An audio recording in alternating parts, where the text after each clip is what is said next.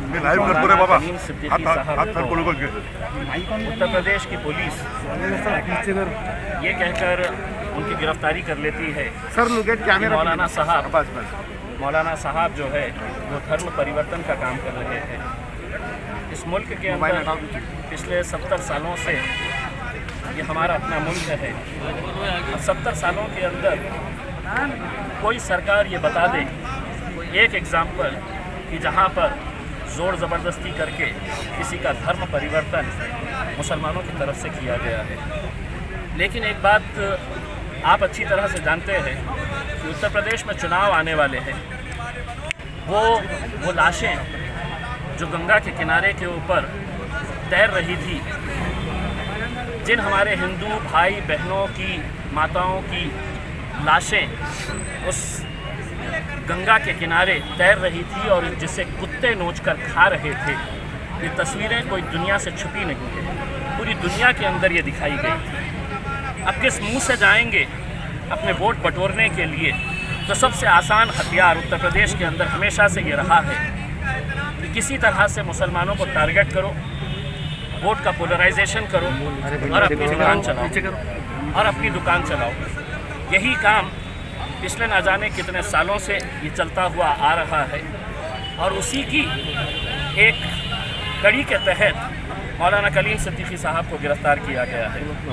दूसरी बात यह है कि हमारे पार्टी के अध्यक्ष बैरिस्टर असदुद्दीन अवैसी साहब 130 करोड़ की आबादी के अंदर महज 550 के करीब MPs होते हैं जो उस ऐवान के अंदर जाकर बैठने का शर्फ हासिल करते हैं।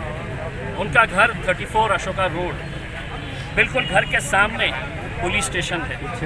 घर के सीधे तरफ हिंदुस्तान के इलेक्शन कमीशन ऑफ इंडिया का ऑफिस है। पूरे मुल्क का सबसे हाई सिक्योरिटी एरिया पूरे मुल्क का तो पार्लियामेंट के अतराफ जहां MPs को रहने के लिए दिया जाता है, वहां पर दिन दहाड़े 15 लड़के आते हैं जो अपने आप को हिंदू सेना के कार्यकर्ता बताते हैं, हाथों में हथियार लेकर, और उनकी हिम्मत और जुर्रत देखिएगा कि पूरी चीज़ों को वो वीडियो रिकॉर्ड करते हैं। असद साहब के घर के ऊपर हमला किया जाता है। वहाँ पर असद साहब का जो कामकाज देखता है, राजू नाम का एक गैर मुस्लिम भाई जो 40 साल से असदुद्दीन अवैसी साहब और उनके वालिद साहब की खिदमत करता हुआ आ रहा है, वो और उसके परिवार, उसको मारा जाता है, घर में पथराव किया जाता है और पुलिस वहाँ पहुँचती नहीं है। यानी कि इसका मतलब ये है कि जो लोग करने वाले हैं, अगर वो इतनी हिम्मत के साथ पूरा रिकॉर्ड करके सोशल मीडिया पे डाल रहे हैं तो उन्हें कहीं ना कहीं मालूम है कि हमारा कुछ नहीं होने वाला है, क्योंकि हम सरकार जो चाहती है हम वो कर रहे हैं, पुलिस जो चाहती है हम वो कर रहे हैं। और सबसे हैरानी की बात यह है, इस मुल्क के कानून के ऊपर हमको बहुत भरोसा, बहुत यकीन है, लेकिन अगर यही पुलिस अदालत के अंदर इन लड़कों को गिरफ्तार करके 15 में से 5 लड़कों को गिरफ्तार करती है और कहती है कि सिर्फ हमको एक लड़के का PCR चाहिए और वो भी एक दिन के लिए PCR चाहिए और बाकी तमाम को MCR दे दिया जाए, तो ये कैसा कानून है? अगर एक MP दिल्ली के अंदर, इस मुल्क की राजधानी के अंदर सुरक्षित नहीं है तो आम इंसान की क्या हालत होगी?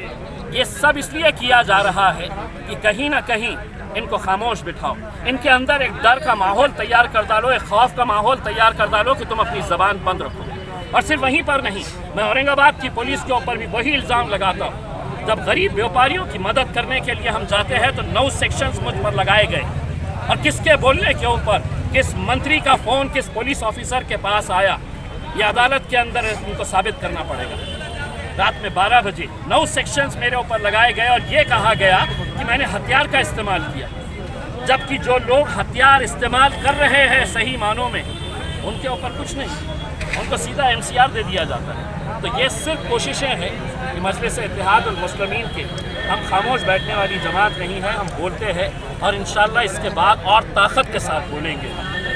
बस हमको खामोश करने के लिए ये सब षड्यंत्र। सर, आरक्षण का मामला था और यही जगह थी, तमाम लोग राष्ट्रवादी कांग्रेस सब एक साथ आए थे, आप किसको तायदासी थे, आप खुद उसमें शरीक थे। आखिर क्या वजह कि इतना बड़ा मुद्दा आता है और तमाम पार्टी आपके साथ नहीं आती, इसमें क्या मामला है, इसको बताना चाहेंगे आप? देखिए, ये राजनीति पार्टी का मुद्दा नहीं है।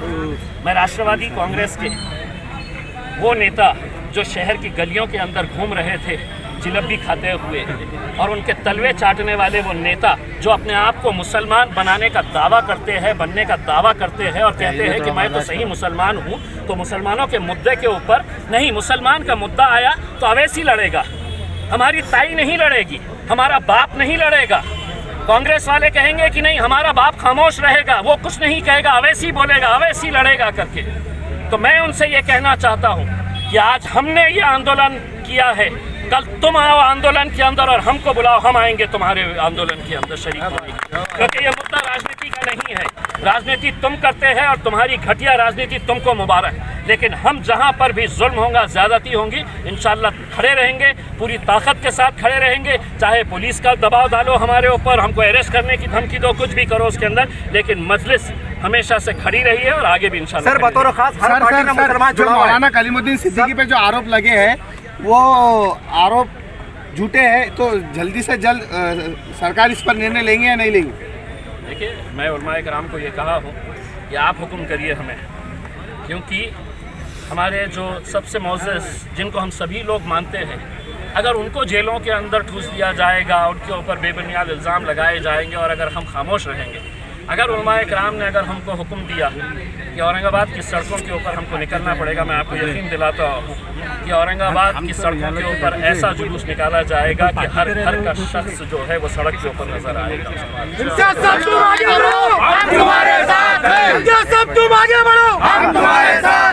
सर हर पार्टी में कोने का मुसलमान नेता जुड़ा हुआ है, आप उनको जोड़ने के वास्ते, एक कौम के वास्ते, एक आज मिल्लत का मसला है, इनको जोड़ने के लिए एमआईएम की तरफ से और बतौर एमपी की तरफ से आप क्या पैगाम देना चाहते हैं?